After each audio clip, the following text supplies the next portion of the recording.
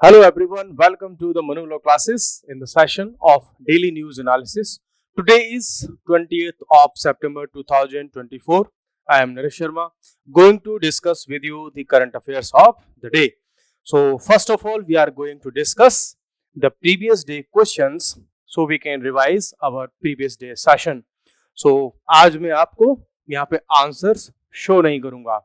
जो क्वेश्चंस के आंसर मैं आपको प्रोवाइड कराऊं उससे पहले आप मुझको आंसर दीजिए कमेंट्स में. चलिए स्टार्ट करते हैं. What is the primary focus of the paper? Relative economic performance of Indian states 1960 से और 2024 तक.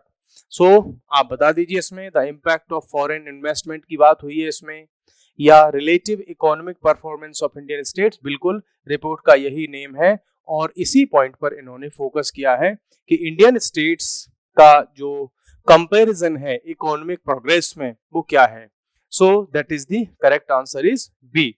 चलिए नेक्स्ट क्वेश्चन देख लेते हैं. Which data source is used for the analysis in the report? कि जो एनालिसिस की जब हम बात करते हैं तो वो डेटा कहां से लेते हैं.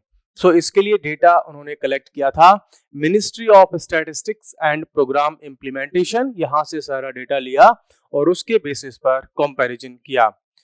अच्छा चलो आपसे क्वेश्चन पूछ लेता हूं. क्वेश्चन ये है कि ये जो रिपोर्ट आई है ये रिपोर्ट किसने बनाई है ना? कौन सी ऑर्गेनाइजेशन है? कोई काउंसिल है? आपको हिंट दे दी मैंने. किसने इस रिपोर्ट को प्रिपेयर किया है आपको ये बताना है इस क्वेश्चन में. चलिए नेक्स्ट क्वेश्चन देख लेते हैं हम कि what significant change occurred in the economic performance of southern states after 1991. सो 1991 के बाद की अगर हम बात करें तो सदर्न स्टेट्स में जो साउथ के स्टेट्स हैं उनमें क्या चेंजेस हमें देखने को मिले. दे एक्सपीरियंस्ड डिक्लाइन? नो, ऐसा कुछ नहीं था. They became the leading performers in India. हाँ, आफ्टर 1991 अगर हम देखेंगे तो जो साउथ के स्टेट्स जितने भी हैं वो इंडिया में डेवलपमेंट के लिए क्या बन गए? मींस लीडिंग परफॉर्मर्स बन गए. उनकी परफॉर्मेंस बहुत हाई रही. नेक्स्ट क्वेश्चन हम देखते हैं. In 23-24 what percentage of India GDP was accounted for by Karnataka, Andhra Pradesh, Telangana, Kerala, Tamil Nadu. इनकी जीडीपी को अगर हम ज्वाइंट करके देखें कि इंडिया की जीडीपी में इनका कितना मींस जो है कंट्रीब्यूशन है तो आप इसमें कौन सा आंसर करेक्ट जो है करेंगे.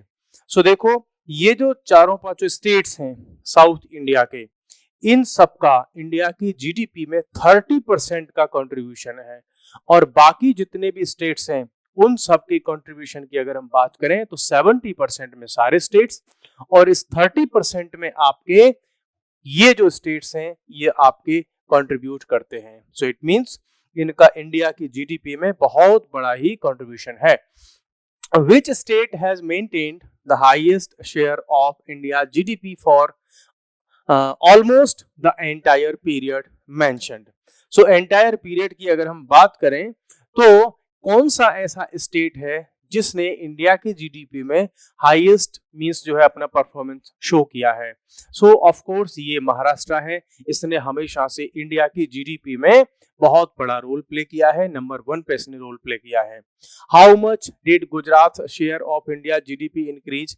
इससे जो है गुजरात की जीडीपी में अगर हम बात करें तो जिसमें कितना चेंज आया है. देखो ये जो स्टेट स्पेसिफिक क्वेश्चंस होते हैं उनके कुछ उस टाइप के क्वेश्चंस नेशनल लेवल के एग्जाम्स में बहुत कम देखने को मिलते हैं. सो आपके एग्जाम में ऐसे स्टेट स्पेसिफिक क्वेश्चंस नहीं आएंगे. तो ऐसे क्वेश्चंस को आपको ध्यान रखना है कि जब भी आप करंट अफेयर वगैरह में कुछ स्टडी कर रहे हो तो कोशिश करो कि आपका ये सारी आंसर तो इसका 6.4 से जो है 8.1 है लेकिन आपको स्टेट स्पेसिफिक नॉर्मल से क्वेश्चन है उनको इग्नोर करना है. नेक्स्ट क्वेश्चन हम देखते हैं कि what significant change occurred in Goa's relative per capita income since 1970-71. अगर गोवा की जीडीपी को मींस गोवा की पर कैपिटा इनकम को अगर हम देखें तो उसमें क्या हमें चेंज देखने को मिलता है. तो देखो गोवा की जो पर कैपिटा इनकम है अगर हम इसको 1970-71 से और 2024 तक इसको हम देखें तो वो डबल हो चुकी है इसकी पर कैपिटा इनकम। सो इस चीज को आपको ध्यान में रखना है। अब हम चलते हैं आज के करंट अफेयर के लिए। इसमें हम दो टॉपिक्स डिस्कस करेंगे आज। सबसे पहला टॉपिक हमारे पास में है India chose to abstain from United Nations general assembly resolution on Israel. देखो अभी हुआ क्या है कि एक रेजोल्यूशन लाया गया इजराइल के अगेंस्ट में कि इजराइल जो है, जो पैलेस्टीन टेरिटरी है, गाजा वाली टेरिटरी है, जिसका हमास के साथ में इनका कन्फ्लिक्ट चल रहा है, तो उसको लेकर के एक resolution United Nations general assembly में लाया गया। इसमें बहुत सारे कंट्रीज ने इस रेजोल्यूशन को सपोर्ट किया, लेकिन इंडिया ने ना तो सपोर्ट किया ना इसका अपोजिशन किया। इंडिया ने क्या किया, जब वोटिंग हुई उस पर तो वहां से वोट करके चले गए, कोई वोट में पार्टिसिपेशन इन्होंने नहीं किया। क्या क्या इसमें हमें पॉइंट्स हैं। इंडिया का ये कहना है इसमें कि देखो हम ये चाहते हैं कि जो प्रॉब्लम है उसका एक लॉन्ग टर्म सॉल्यूशन देखने को मिले। यूनाइटेड नेशंस है वो अपना कोलैबोरेटिव जो रोल है उसको प्ले करे, मींस वर्ल्ड के सारे कंट्रीज कोलैबोरेशन के लिए मींस जो है एफर्ट्स करें, ना कि इसके लिए कि इजराइल और हमास, इजराइल और पैलेस्टीन, इजराइल और हिजबुल्लाह, इजराइल और इधर हम देखें तो हुथीज या ईरान, इस तरीके से लॉन्ग टर्म वॉर न चलता रहे। उसका क्या मिलना चाहिए, हमको एक लॉन्ग टर्म सॉल्यूशन मिलना चाहिए। सो यहाँ हम अगर हम देखें तो 43 कंट्रीज ऐसे थे जिन्होंने इसमें एब्सटेन कर दिया, मींस अकेला इंडिया नहीं है जिसने इस वोटिंग से अपने आप को अलग कर लिया। 124 कंट्रीज ऐसे थे 181 मेंबर्स में से जिन्होंने इस रेजोल्यूशन को सपोर्ट किया। नेक्स्ट हम देखते हैं कि इंडिया का जो यूएन में जो रिप्रेजेंटेटिव होते हैं, देखो सारे कंट्री से कोई ना कोई एक जो पर्सन होता है, ऑफिसर होता है, जो यूएन में किसी कंट्री को रिप्रेजेंट करता है। तो ये है हमारे यहाँ से पी हरीश। इन्होंने ये कहा कि need for collaboration to foster peace, advocating for a two state solution.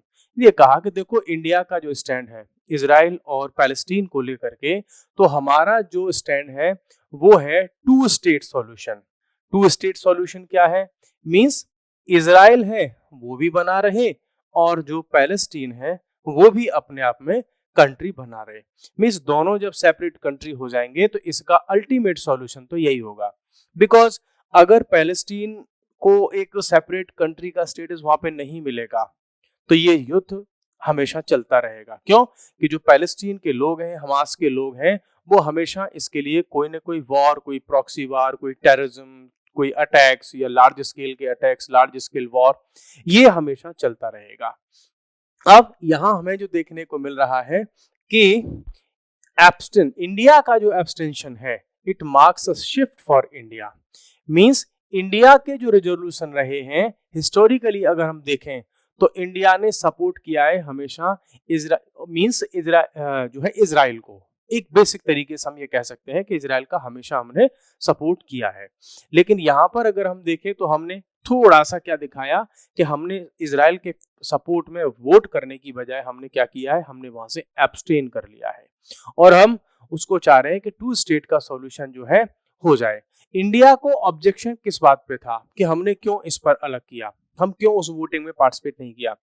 उस रेजोल्यूशन में जो उसके वर्ड थे, उसमें जो वर्ड थे, जो सेंटेंसेस थे, जिससे मीनिंग कुछ और निकल रहा था। जैसे एक एग्जांपल देख सकते हैं, अ 1 year deadline for withdrawal of influenced India decision. Means इसको क्या एक्चुअल में ये था, उस रेजोल्यूशन में ये लिखा था कि जो इजराइल है नेक्स्ट 1 ईयर के अंदर अंदर जो गाजा वाली जो टेरिटरी है, पैलेस्टीन के कुछ रीजन है, वहां से 1 ईयर के अंदर अपने आप को वापस कर लेगा, वहां से विड्रॉ कर लेगा। इस बात से इंडिया को भी दिक्कत थी, इजराइल को तो है ही है, बाकी के हमने देखा ही कि अराउंड 43 कंट्रीज हैं, उन्होंने भी इस पर जो है एब्सटेन कर दिया। तो इट मींस एक बड़ा इशू था, क्योंकि किसी भी कंट्री के लिए किसी ऐसी टेरिटरी से बाहर आ जाना तो फिर हमको भी उसमें कश्मीर वाले इशू को देखना होगा कि अगर इंडिया और पाकिस्तान का ऐसा कोई वॉर होता है, कोई अटैक होता है और हम फिर पीओके को पूरा उस पर मींस हम अपना डायरेक्ट कंट्रोल कर लें, तो कल को वहां पे रेजोल्यूशन आएगा तो कंट्रीज क्या कहेंगे कि भाई हम इंडिया से ये कहते हैं कि पीओके वाले रीजन से इंडिया वापस आ जाए। सो हमको भी ऐसे बहुत सारे मेथड्स पर जो है कंट्रीज का सपोर्ट चाहिए होता है। प्लस देखो, इजराइल के साथ में इंडिया की बहुत सारी कंपनीज हैं जिनके बहुत सारे प्रोजेक्ट हैं वहां पर। अगर हम इजराइल के साथ में अपने रिलेशंस को बहुत ज्यादा मींस जो है डाउनग्रेड कर देंगे, तो हमारा जो इन्वेस्टमेंट है, इजराइल हमारे लिए बहुत अच्छी खासी टेक्नोलॉजी सप्लाई करता है। इजराइल की जो इंटेलिजेंस एजेंसी है मोसाद, वो इंडिया को बहुत सारे टाइम पर जो है इंटेलिजेंस प्रोवाइड कराती है, अटैक्स वगैरह के बारे में, टेररिज्म के बारे में। तो हम इजराइल के साथ में अपने रिलेशंस को डाउनग्रेड तो नहीं कर सकते। नेक्स्ट, अब हमारे पास में एक न्यूज और है करंट अफेयर में, that is union cabinet approved one nation one poll proposal. Means अब हुआ क्या है, अभी तक तो आपको ध्यान होगा कि former president of India Shri Ramnath Kovind, उनकी लीडरशिप में, उनकी चेयरमैनशिप में एक कमेटी बनाई गई थी। और उस कमेटी में ये था कि आप ये स्टडी करो कि इंडिया में वन नेशन वन पोल हो सकता है कि नहीं हो सकता है, और हो सकता है तो वो कैसे होगा, क्या क्या हमारे पास उसके सपोर्ट में पॉइंट्स हैं, क्या क्या हमारे सामने चैलेंजेस आएंगे, और हम कैसे वन नेशन वन पोल को कंडक्ट करवा सकते हैं।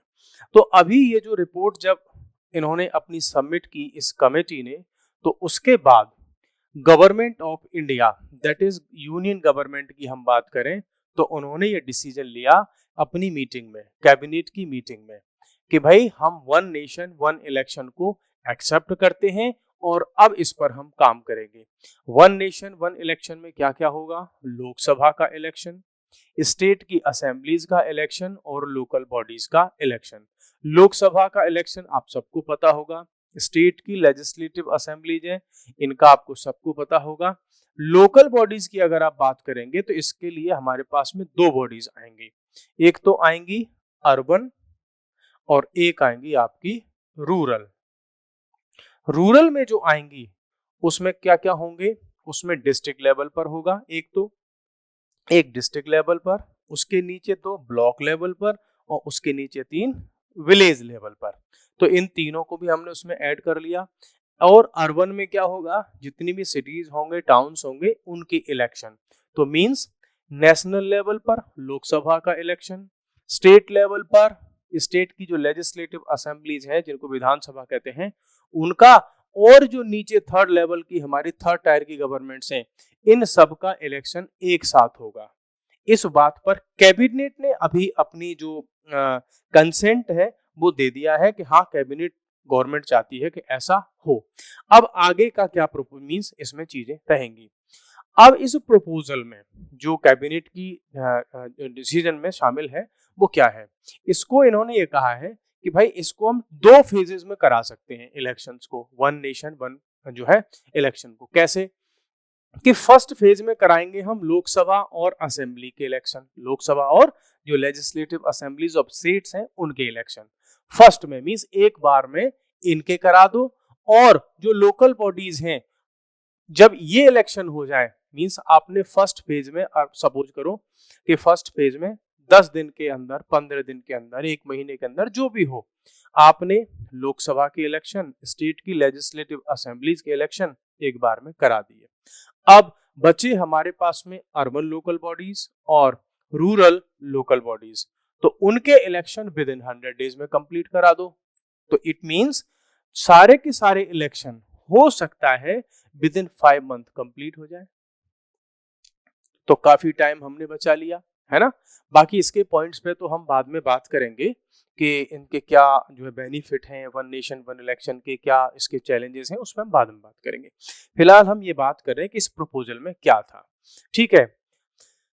और क्या प्रपोजल था कि एक कॉमन इलेक्टोरल रोल होगी। अभी तक क्या होता है, रूरल बॉडीज के इलेक्शन होते हैं, अलग से इलेक्टोरल पोल मींस जो है रोल होती है, जिसमें नेम्स होते हैं वोटर्स के।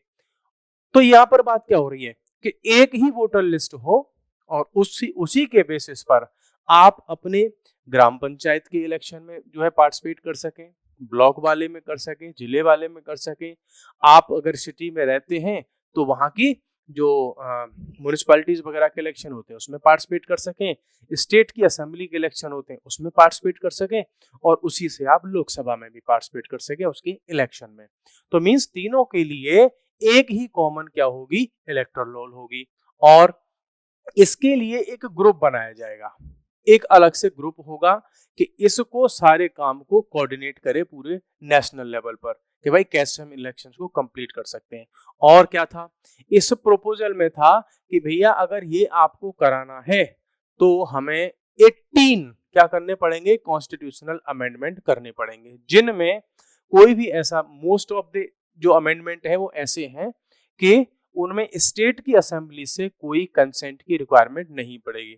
आपको ये पता होगा कि जो कॉन्स्टिट्यूशनल अमेंडमेंट होता है ना, कॉन्स्टिट्यूशनल अमेंडमेंट जो होता है अगर हम उसकी बात करें तो वो 3 तरह से हो सकता है। सिंपल मेजोरिटी से हो गया, स्पेशल मेजोरिटी से हो गया, मींस सिंपल मेजोरिटी, और आपकी जो है स्पेशल मेजोरिटी, और थर्ड पर हो गई आपकी स्पेशल मेजोरिटी विद स्टेट्स की असेंबली का वहां पे consent.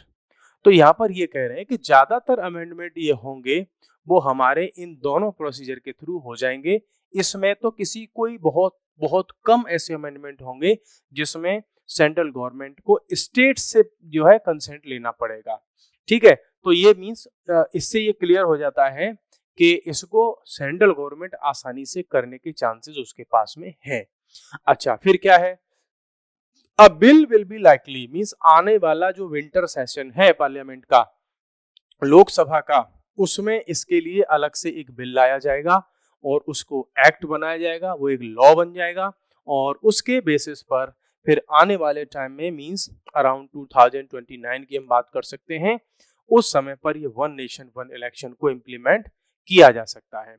What are simultaneous elections, तो अगर हम इसकी बात करें तो क्या है, मैं आपको समझा चुका हूं कि लोकसभा का इलेक्शन, स्टेट की लेजिस्लेटिव असेंबली का इलेक्शन, और रूरल या अर्बन जो बॉडीज हैं, जैसे हम बात करें दिल्ली में म्युनिसिपल कॉर्पोरेशन, इस तरह से शहर में, और कोई गांव में ग्राम पंचायत है ना, ब्लॉक समिति, ऐसे उनके इलेक्शन। अब आते हैं कि भाई इनका हमें क्या मींस, क्या रिक्वायरमेंट हमें इसकी पड़ गई, क्यों हम ऐसा करना चाह रहे हैं, क्या इसका फेवरेबल आर्गुमेंट्स क्या है हमारे पास में। सबसे पहला आर्गुमेंट है कि रिड्यूस्ड कॉस्ट। अभी क्या होता है कि पूरे देश में डिफरेंट टाइम सर कहीं पे हर जगह पर क्या होता है, इलेक्शन चलते रहते हैं। अब होता क्या है कि इलेक्शन जब भी कंडक्ट होंगे आपको बहुत सारे ऑफिसर्स को मूव करना होता है, इलेक्शन कमीशन को बहुत सारी प्रिपरेशन करनी होती है, हमारी जो सेंट्रल फोर्सेस हैं उनको मूवमेंट करना होता है, डिफरेंट प्लेसेस पे ड्यूटी कराने जाना होता है।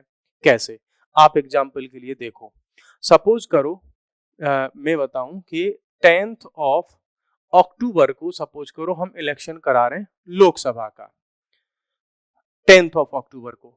तो अब 10th ऑफ अक्टूबर को जिन प्लेसेस पर इलेक्शन होगा वहां पर आपको सेंट्रल आर्म्ड पुलिस फोर्सेस के जो है मूवमेंट होगी, वो सारे उस दिन वहां पर जाएंगे, ड्यूटी करेंगे। फिर सपोज करो उस स्टेट में जो है 10th ऑफ नवंबर को भाई इलेक्शन है, तो ये वापस चले गए अपनी इलेक्शन ड्यूटी करा के, फिर आएंगे वापस 10th ऑफ नवंबर को ड्यूटी करने के लिए यहाँ पे। सपोज करो उसके बाद फिर 10th ऑफ जनवरी को इलेक्शन होंगे, वो किसके हो रहे हैं, जो लोकल रूरल बॉडीज है उसके इलेक्शन। ये लोग फिर से अपनी ड्यूटी करने फिर से आएंगे यहाँ इस टाइम पर, है ना।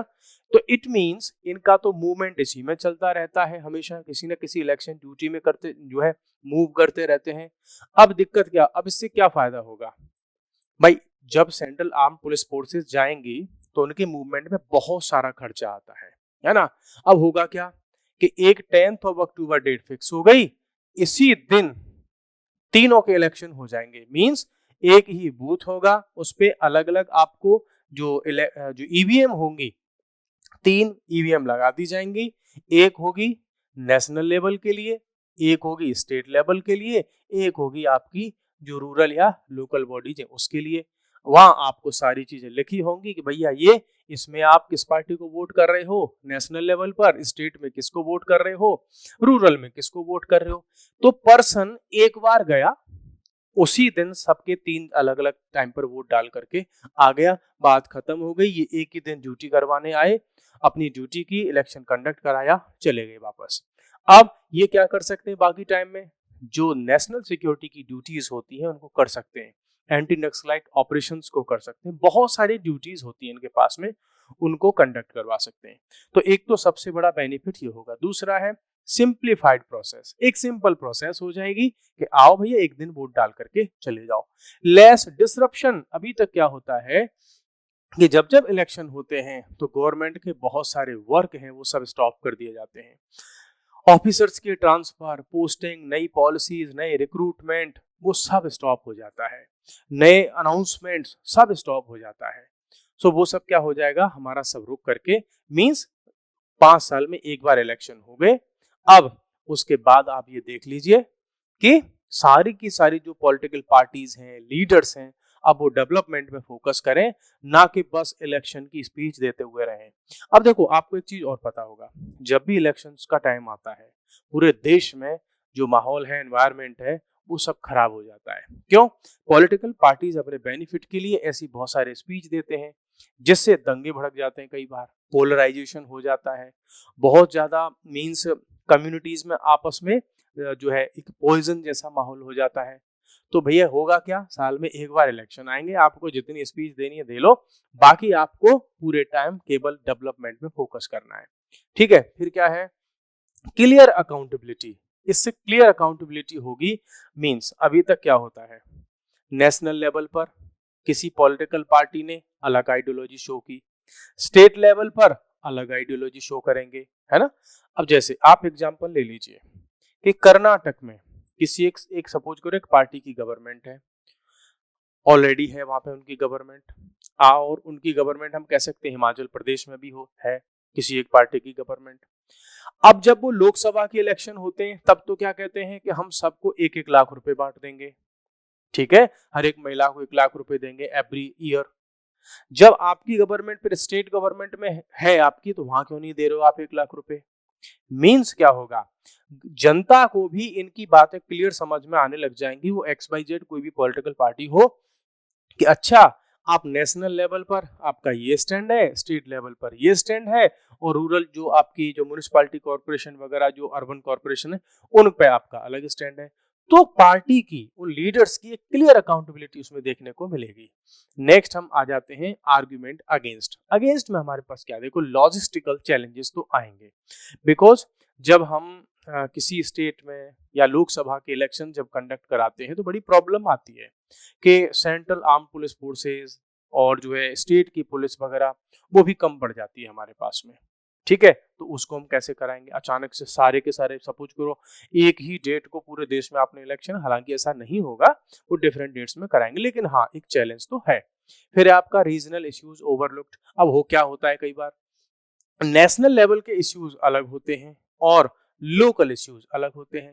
भाई ग्राम पंचायत का जो पर्सन है, वोटर है, वो अपने गांव की प्रॉब्लम को देख करके वोट करेगा कि भाई मेरे गांव की नालियां खराब हैं, वहाँ का इंटरलॉकिंग में प्रॉब्लम है, या वहाँ पे हाइजीन एंड सैनिटेशन की प्रॉब्लम है, तो उसको देखेगा। और नेशनल लेवल पर आप नेशनल सिक्योरिटी की बात कर सकते हैं, स्टेट लेवल के अपने अलग इश्यूज होंगे, एम्प्लॉयमेंट के होंगे, बहुत सारे इश्यूज होंगे। लेकिन जब नेशनल इलेक्शन के साथ में बाकी सारे इलेक्शन होंगे तो जो लोकल इश्यूज हैं वो कहीं खो जाने के चांसेस उसमें होंगे। फिर है आपका कॉम्प्लेक्स रिफॉर्म्स रिक्वायर्ड। मींस अगर हम इस इलेक्शन को वन टाइम कराएंगे तो बहुत सारे रिफॉर्म्स की हमको रिक्वायरमेंट पड़ेगी, जैसे अलग से लॉ लेकर के आना पड़ेगा, कोई और भी अलग से लॉ आपको बनाने पड़ सकते हैं, प्लस आपको कॉन्स्टिट्यूशन में बहुत सारे अमेंडमेंट करने पड़ेंगे। अब वो अमेंडमेंट भी इतने आसान नहीं होंगे, मींस काफी लंबा टाइम इसमें लग सकता है, काफी कॉम्प्लेक्स प्रोसेस है। हाँ, अब भाई इस सब का एक रास्ता क्या है हमारे पास में, वे फॉरवर्ड क्या है, वे अहेड क्या है, इसकी अगर हम बात करें तो इन इलेक्शंस को सिंक्रोनाइज करने की रिक्वायरमेंट तो है, बिकॉज 1967 तक इलेक्शंस हमेशा ऐसे ही साथ में होते थे, तो अब भी हो सकते हैं। इनको सिंक्रोनाइज कर सकते हैं, कुछ हम स्पेशल कमेटीज बना सकते हैं, नई लॉ लेकर के आए, because one nation one election अगर हम करेंगे तो अल्टीमेटली इसमें देश का ही बेनिफिट होगा।